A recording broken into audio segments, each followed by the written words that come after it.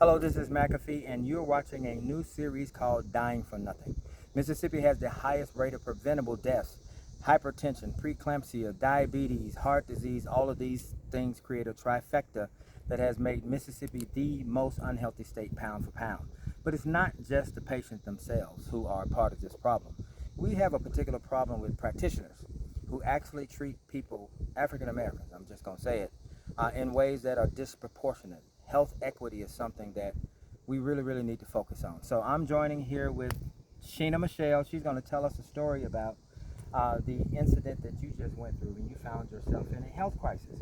Absolutely. So, just a few weeks ago, well, I'll say about a month ago, had a situation with my company that I contracted with for personal reasons. I would assume I was illegally They terminated. took all of your money. All of my money, About how many thousand a month? a little over 50,000 A a little month. over 50,000 a month. Now, when somebody takes $50,000 a month from you, tell me the health outcomes that can happen. What happened to you after this? Well, I received an email from that company, and as soon as I received it, I went into shock. So I went outside to calm myself down because I felt very weird. And next thing I know, um, I was in the back of an ambulance. A paramedic was called to my house. I did not call.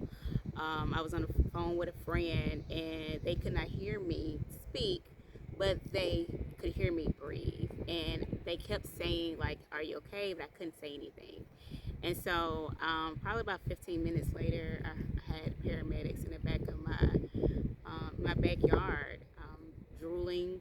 I Mm. could not move. I had ants. I remember ants crawling on me and like flies coming in the backyard, and like 100-degree weather in Mm. Mississippi.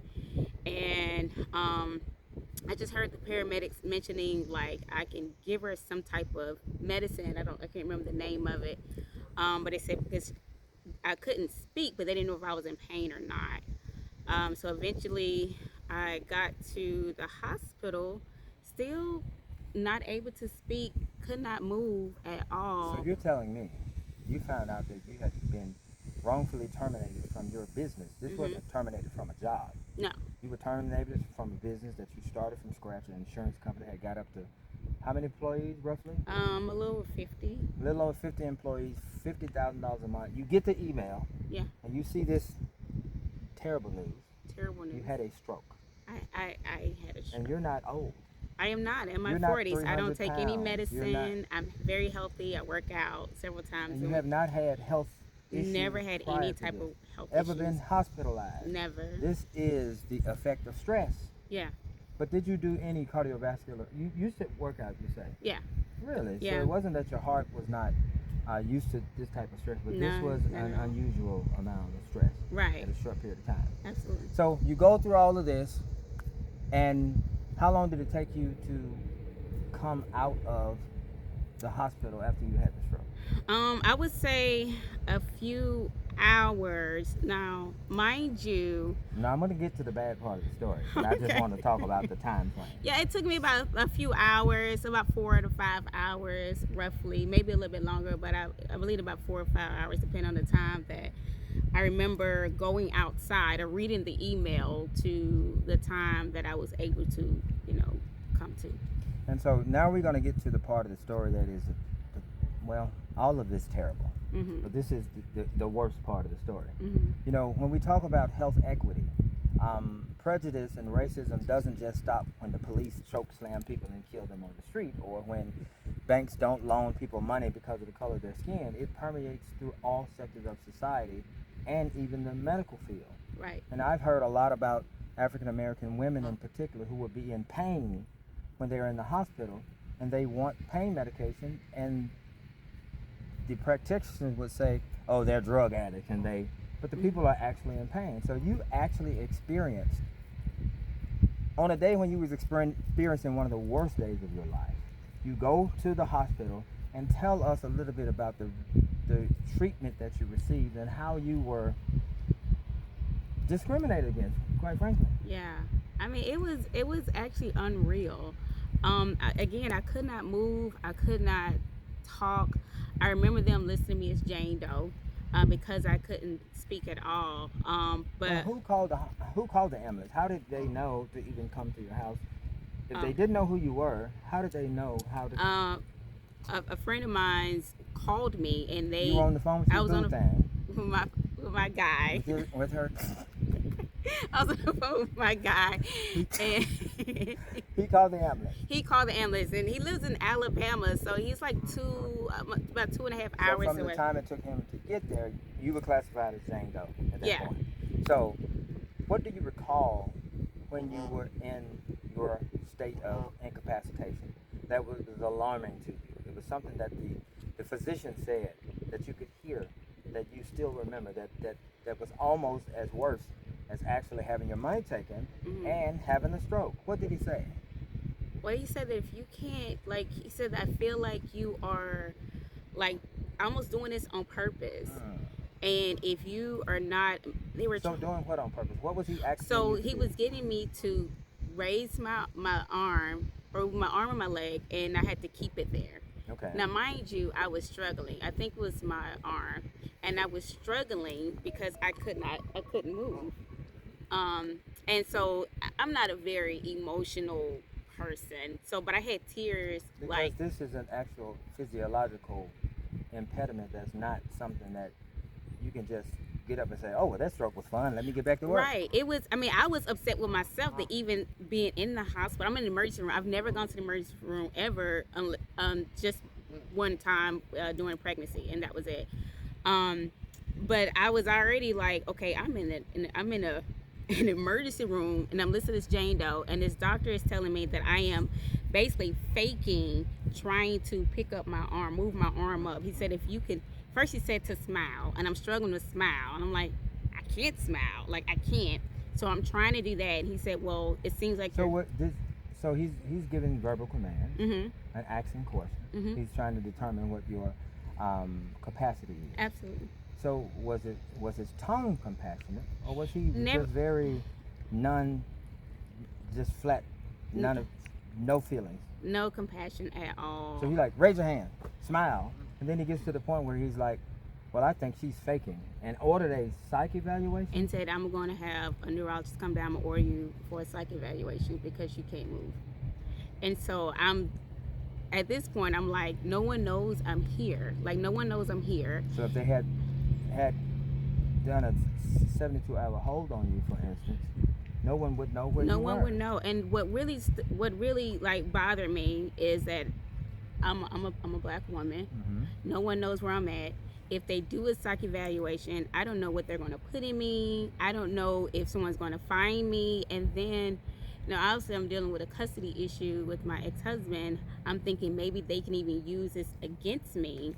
So you got a lot of reasons to not want a psych evaluation. For that, least of which that you've had a stroke. Because I had a stroke. So this is a medical doctor who's talking to you. Mm-hmm. Is he not doing this stroke protocol? So who actually determined that it was a stroke? Because it likely was not you. Mm-hmm. But if this is how the practitioner is acting, who actually determined that this was actually a stroke? Well, I mean, I didn't. I mean, I knew the causes. I'm in the nursing. I was in. I went to school for nursing.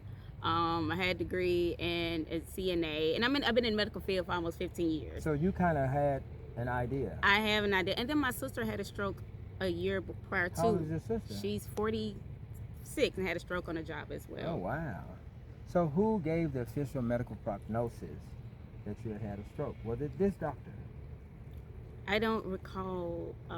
So this medical doctor was more concerned with your mental health, mm-hmm. because you must be something, mm-hmm. rather than saying it looks like she may have a stroke. Mm-hmm. So you don't ever recall him actually. I don't recall. All I remember is some tests being run, and they did something with like an EKG, and then the next thing I hear is seems like she's just doing this just to be doing it, and I'm gonna have to call a neurologist to do a psych eval. And so I never asked, how does it make you feel? But what does it do to you when you're at one of your at the moment of weakness that unlike any time you've ever gone through in your life, and instead of cared for and receiving compassion, which is what the healthcare system is supposed to be, Mm-hmm. you were ostracized and condemned as if you were a liar, pretending to be that you were mentally ill. Yeah, I mean, I felt bad. Like to this day, I don't even trust going to the hospital. So it has ruined your faith in the healthcare system, and you worked in the healthcare And system. I worked in the hospital. And so these little slight microaggressions, this is more than a microaggression. You Mhm. could have taken your freedom away. Mhm. These are things that make people not want to go and receive the care that they need. Mhm. And so Mississippi did not expand Medicaid, and as a result of that, we have the highest rate of preventable deaths. There has to be a way, and this is happening to African American women Mhm. in large numbers, and people are just not talking about it. I think almost all of us know someone who has had a negative experience with the police, Mhm. a negative experience at a bank, Mhm. and now negative experiences in healthcare. So Right. if you were talking to that doctor, he probably doesn't. He probably won't remember you from Jim Doe, Mhm. and he probably sees hundreds and thousands of patients a year, and probably has no idea that he's a jackass. Mhm. So what would you say to this particular practitioner about the way that he made you feel when you were paying for compassion and care? I wonder if what would he have done if I was a white woman Or you were his wife, or his wife or his daughter, or his child. or his mother. Yeah. Would he have yelled at or barked command, raise your hand? And I don't think I've ever heard of a person in a medical crisis that they came and got from an ambulance in the backyard with ants around her in 100-degree heat. Smiling is not something that seems medically proven to act. Mhm. What is that going? What is saying smile? What is that supposed It to was accomplish? crazy. I felt like an animal. Like it didn't even make sense to me. You felt like a what? An animal. You're You felt- asking me to smile. You, who made $50,000 a year, had 50 employees who were being wrongfully terminated from their job, found yourself on the ground in the heat. Those things didn't make you feel like an animal. What the doctor did to you made you feel like an animal. Felt like an animal.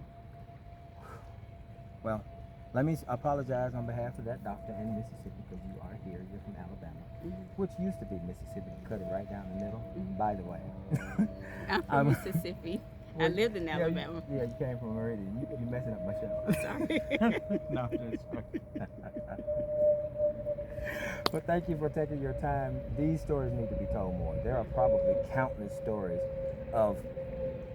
It's like someone who's been raped, and then they go to the hospital, and then they rape them again, and then they go to the police and they rape them again. They are just re-traumatizing people. And in this industry, it's even worse than the side of the road with the police, because your life is actually on the line. If you were totally in that doctor's care and had not worked in the medical field yourself and knew how to associate these symptoms, he could have just left you on the car in the gurney in there for another 4 or 5 hours. Yeah. When it could have gotten worse and worse and worse. And I believe that a lot of people perish. Hell, my mama was killed. They misdiagnosed my mama. My mama was 25 years old. They thought she had lupus, but she had a rare blood disorder called porphyria. They gave her the wrong medicine, she's dead. So not doing what you're supposed to do in any field can have dire consequences, and it's life and death for some people. So it's important that we get this right. So this is our first episode of Dying for Nothing in Mississippi, and we are going to follow back up with you. Let's get out of this heat before you have stroke number 2. Oh, gosh. You're awful. Let me, this is just a tester anyway. Okay. So